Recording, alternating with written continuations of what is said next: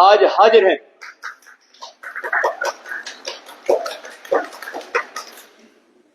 Captain बाना सिंह वो एक शख्सियत है जो एक लिविंग लेजेंड है, जो वो सिर्फ जम्मू कश्मीर के लिए नहीं पूरे भारतवर्ष का गर्व है।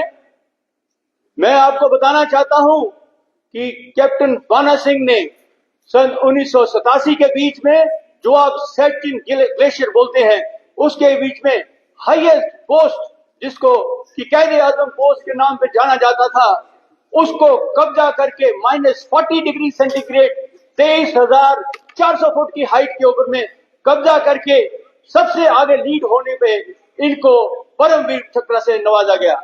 ये देश की शान है, हमारी शान है, और आज हमारे पास में आए हैं, ये हमारे लिए बहुत ही खुशनसीबी है। साथ साथ में मेरे दाहिने कैप्टन स्वर्ण सिंह वीर चक्र है। ये इन्होंने अपने सर्विस के दौरान काफी कौशल दिखाए हैं और वीरता की गाथाएं लिखी हैं। श्रीलंका के बीच में इनको वीर चक्र से नवाजा गया।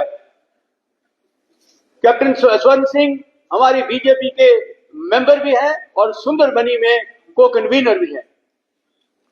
अभी आज का जो प्रेस वार्ता है वो हमारी सिक्योरिटी, आतंकवाद और हमारी बेल्ट फोर्सेस के मुद्दों के ऊपर में है। जैसा कि आप सब लोग जानते हैं, पिछले कुछ दशकों से जम्मू और कश्मीर आतंकवाद और अलगवाद से झुलस रहा था। जो हमारा कश्मीर स्वर्ग था उसको नर्क बना दिया गया। सुख, चैन, शांति सब खो गई। 50,000 से ज्यादा लोग मारे गए, परिवार के परिवार उजड़ गए। आतंकी घटनाएं, हड़तालें और पत्थरबाजी आम बन चुकी हुई थी और मैं कहता हूं प्रगति जैसे कोई थम ही गई थी। डर का एक बहुत बड़ा माहौल था।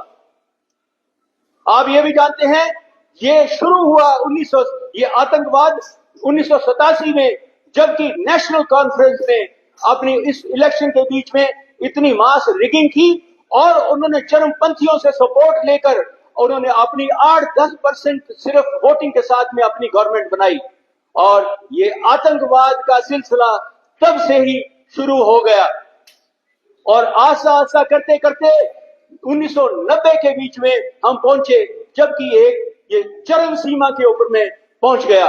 मुझे याद आता है कि ये जो कश्मीर छोड़ो एक 1947 में उमर साहब के दादा ने बोला था और उसके बाद में 1990 के बीच में कश्मीर छोड़ो एक इनडायरेक्ट फॉर्म के बीच में वहां पर फारूक अब्दुल्ला साहब उनके पिताजी ने ये किया। ये उनकी एक मिली भगत सी थी जिनका उन्होंने अपना मुंह बोर सा लिया हुआ था। जैसा कि आप जानते हैं कि ऐसा माहौल बनाया गया 1990 के बीच में कि हमारे कश्मीरी पंडित भाई जो वहां पर थे उनके ऊपर में अत्याचार किया गया।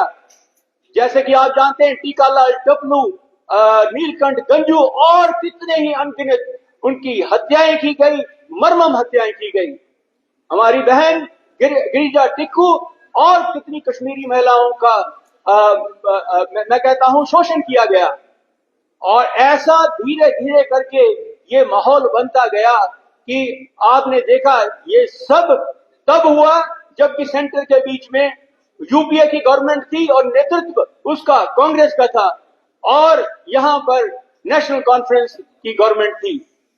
ये आपस में मिली भगत, क्योंकि उन्होंने पावर उन्हीं से पाई थी जो चरमपंथी हैं, जो अलगवादी थे, इसीलिए उनका एजेंडा चलता रहा और धीरे धीरे हमारे ऐसा माहौल बन गया कि डर, भय और यहां पर हो गया, सब कुछ सो थम सा गया था। मैं ये कहूंगा कि आप ये क्या माहौल था और क्यों कंट्रोल नहीं उन्होंने किया। आप परसों ही एक हमारे जो पूर्व गृह मंत्री है सुशील शिंदे जी, उन्होंने अपने पुस्तक के विमोचन के बीच में उन्होंने कहा कि मेरे को कहा गया कश्मीर जाने के लिए, मैं डर रहा था, मेरे को लाल चौक पे जाके वहां पर करना पड़ा। 2013 की बात है और उन्होंने कहा मैं ऐसा लफ्ज आपके सामने बोलना नहीं चाहता, उन्होंने इतना बोला उसके बारे में। तो ये मेरे कहने का मतलब है कि ये आतंकवाद को जो पनपाया, जो चलाया, जिसको संरक्षण मिला, ये सब मिली भगत थी कांग्रेस की और नेशनल कॉन्फ्रेंस की थी। और इन्होंने उसको इस प्रकार से बनाया जिसके कारण सब कुछ जो इतनी बड़ी कश्मीरी समाज थी उसको वहां से विस्फाटित होना पड़ा।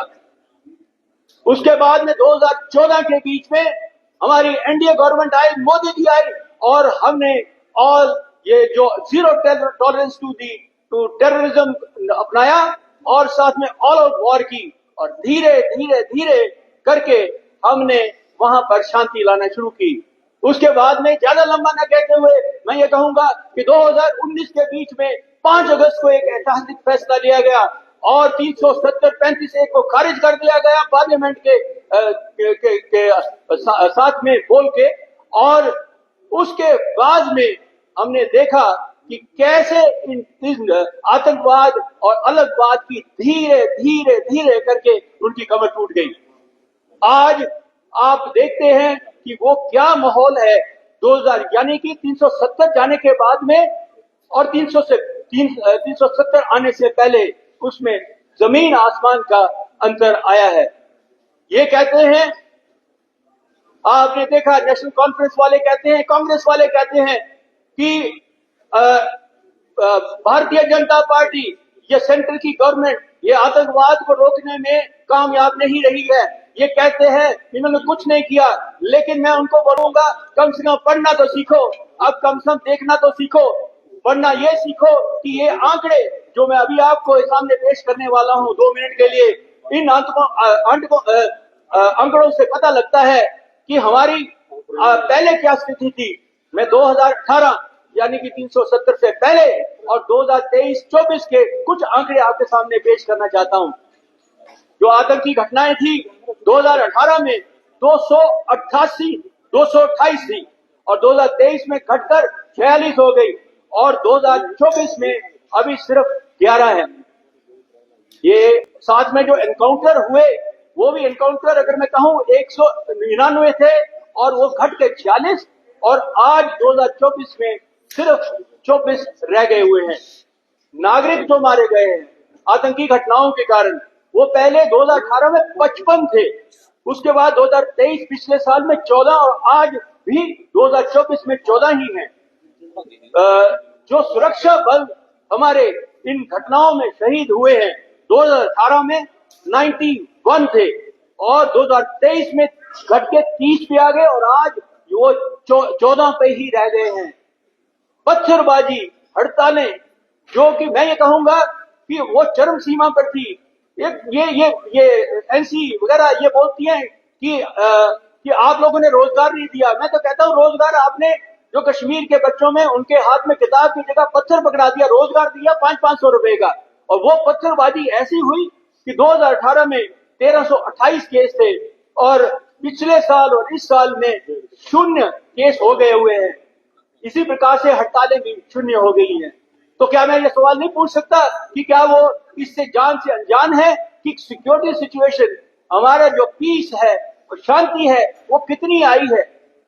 कहने के लिए जुमले कसने की बात उनकी जो भी होगी, साथ साथ में शांति आई है इसका प्रत्यक्ष यही है कि आपने देखा होगा कि पिछले साल ही, अभी मैं ये कहूंगा कि जो हमारे को लेबल किया गया था, टेररिज्म डेस्टिनेशन कहा गया था, वो टेररिज्म से टूरिज्म डेस्टिनेशन बना। पिछले साल कश्मीर में 2 करोड़ से ज्यादा सैलानी आए, हमारे वैष्णो देवी में 95 लाख आए।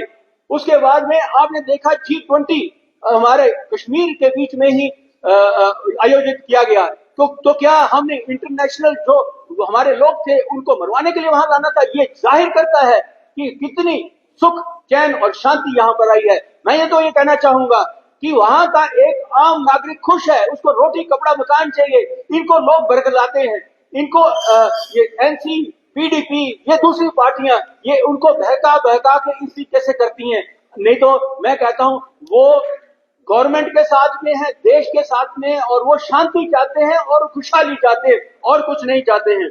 आपने देखा कि जो अभी इलेक्शन हुई है, इलेक्शन के बीच में भी ये जो जो लोकसभा की इलेक्शन हुई है उसके बीच में क्या खुलेआम एक जश्न, एक त्योहार सा बना हुआ था। कैसे इलेक्शन की कैंपेनिंग हुई, पहले कभी होता था? डर डर के होता था, कभी ऐसा नहीं होता था। और माहौल कैसा बना, 58 से 60% तक की वहां पर हुई अभी।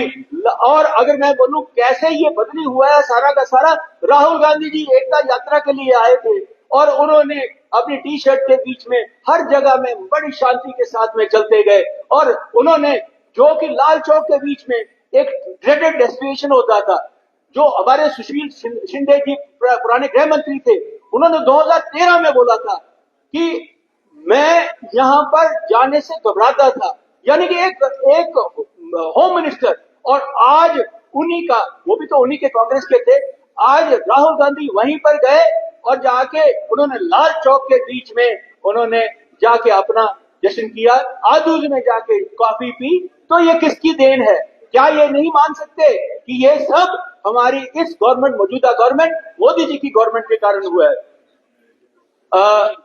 अभी आप जानते हैं, मैं ज्यादा वक्त न लूंगा, अभी आप जानते हैं कि पिछले 2-3 दिन पहले ही गृह मंत्री जी ने हमारा जो संकल्प पत्र जारी किया है, उसके बीच में हमने कुछ एक चीजें जो आतंकवाद की है और हमारे जो सोल्जर और पूर्व सैनिकों के लिए है, वो उनके ऊपर में कि हम किस प्रकार से ये करने वाले हैं।